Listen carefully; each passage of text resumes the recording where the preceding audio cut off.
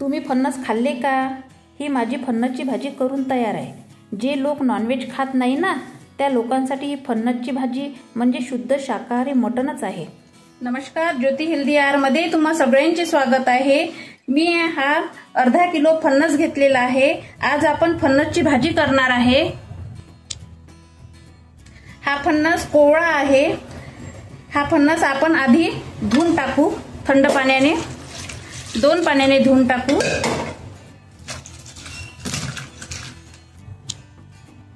आता हा फणस 2 पाण्याने धुतलेला आहे. हा आपण डब्यात टाकू, कुकरच्या डब्यात. पण कुकरच्या डब्यात पाणी टाकायचे नाही. फणसाच्या कुकरच्या डब्यात मी पाणी टाकले नाहीये, पण कुकरमध्ये शिजासाठी पाणी टाकायचे.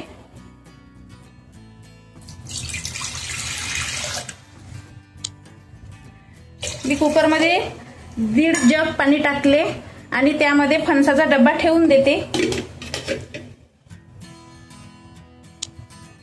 या फणसामध्ये थोडी अर्धा चम्मच हळद टाकायची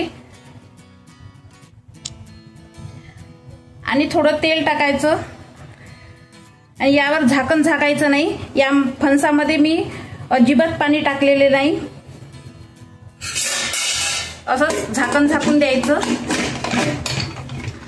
आणि शिट्टी लावून द्यायची आणि गॅसवर 2 शिट्ट्या होऊ द्यायच्या. आपल्या 2 शिट्ट्या व्हायच्या. एकच शिट्टी झाली, आणखी 1 शिट्टी होऊ द्यायची.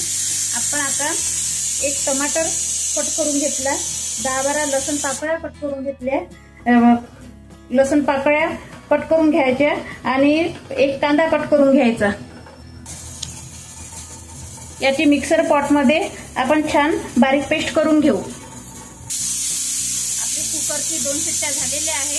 आता आपण कुकर उघडून थोड्या वेळाने पाहू शिट्टीतली वाफ गेल्यानंतर आणि गॅस बंद करून देऊ.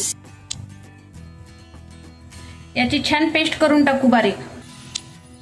आता ही मिक्सरच्या पॉटमध्ये आपण बारीक केलं. यामध्ये टोमॅटोलाच पाणी सुटलेलं होतं आणि कांद्याला पण पाणी सुटलं होतं, त्यामुळे आपण पाण्याचा वापर अजिबात केला नाही. आता या फणसच्या भाजीसाठी मी 2 चम्मच मिरची पावडर घेतला, अर्धा चम्मच हळद, 2 चम्मच धनिया पावडर आणि खोबरं घेतलं. खोबऱ्याचा भुरका करून घेतला थोडा 10-12 तुकड्याचा. आणि थोडं जिरं घेतलं, थोडी मोहरी घेतली आणि कलमी पावडर घेतलं थोडं 1 चम्मच आणि थोडा सांबार घेतला. आता आपण फणसची भाजी करूया. आता आपल्या कुकरमधली वाफ पण गेलेली आहे. आता कुकर खोलून आपला फणस शिजला की नाही आपण ते बघू. छान शिजलेला आहे फणस बघा. जे लोक नॉनव्हेज खात नाही त्या लोकांसाठी ही फणसची भाजी खूप उत्तम भाजी राहते. आपण ह्या कुकरच्या डब्यात जर पाणी टाकले असते तर ह्या फणसाचे पौष्टिकपणा निघून गेला असता. त्यामुळं आपण ह्या फणसच्या डब्यामध्ये पाणी अजिबात टाकलेले नाही. हा फणस खूप कोवळा आहे. आता मी ह्या कढईमध्ये या चम्मचनं 3 चम्मच तेल टाकले आहे. तेल छान गरम झालेले आहे. त्यामध्ये जिरं टाकून देऊ आणि मोहरी पण त्याबरोबर टाकून देऊ. जिऱ्याबरोबर मोहरी आणि मोहरी बरोबर जिरं हे दोन्ही छान तडतडू देऊ. तेल छान गरम असल्यामुळे आपलं हे मोहरी जिरं छान तडतडलं. त्यानंतर आपण ही पेस्ट केली होती कांदा टमाटरची आणि लसूण पाकळ्याची, तर हे पेस्ट आपण तेलामध्ये टाकून देऊ.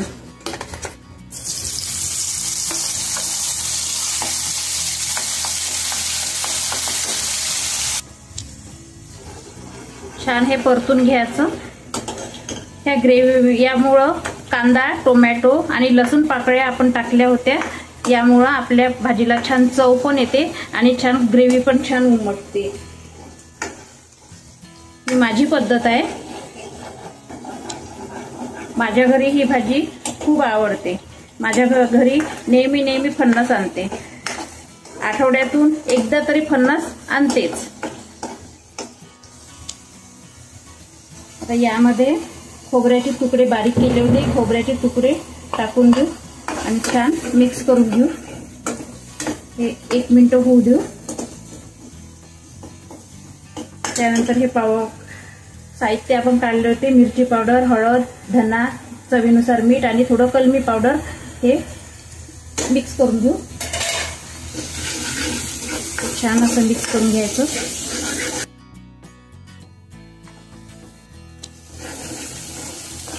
आपलं मिश्रण हे झालेलं आहे.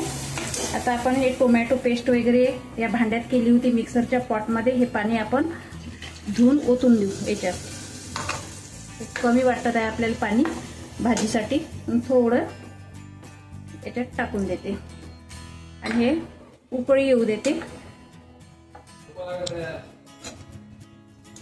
आपल्या भाजीला छान उकळी आली आहे. आता आपण ह्या फणसाच्या फोडी शिजवल्या होत्या, त्या फणसाच्या फोडी आपण कढईमध्ये टाकून देऊ आणि 7 ते 8 मिनिट होऊ देऊ.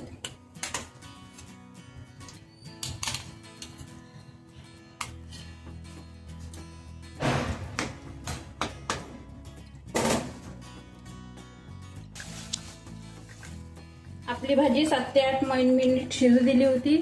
ही 7 ते 8 मिनिट झालेली आहे. आपली भाजी शिजलेली आहे. आता गॅस आपण बंद करून देऊ. या ग्रेव्हीचा जबरदस्त सुवास दरवळला आहे. ही ग्रेव्ही बघा जबरदस्त आलेली आहे. ही बघा ग्रेव्ही जबरदस्त आलेली आहे आणि याचा रंगही छान आलेला आहे. याला तर्री पण छान उमटलेली आहे. ही फणसाची भाजी तांदूळाच्या भाकरीसोबत आणि पोळीसोबत खायला छान लागते. भातासोबत तर भन्नाट लागते. असंच भेटूया. नवीन नवीन रेसिप्या आणत राहील आणि असंच आपण भेटत राहू. आता मी हा घरी केलेला मसाला यामध्ये टाकत आहे आणि हा सांबार टाकत आहे थोडा.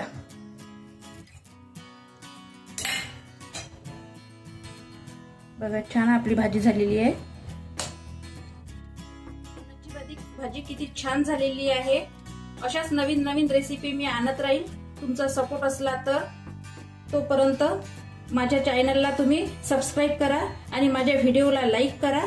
तोपर्यंत धन्यवाद. मस्त खा, आनंदित रहा.